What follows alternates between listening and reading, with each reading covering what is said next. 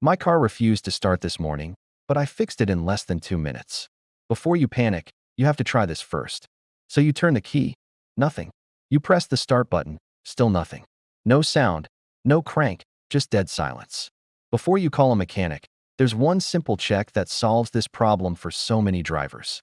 First, pop your hood and check your battery terminals. A loose or dirty connection can completely stop your car from starting.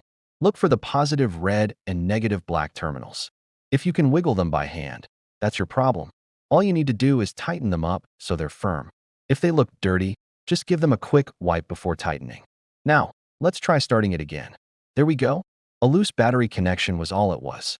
This simple check can save you so much time, stress, and money. If your car still won't start after this, let me know in the comments. Like and subscribe for more quick DIY car fixes.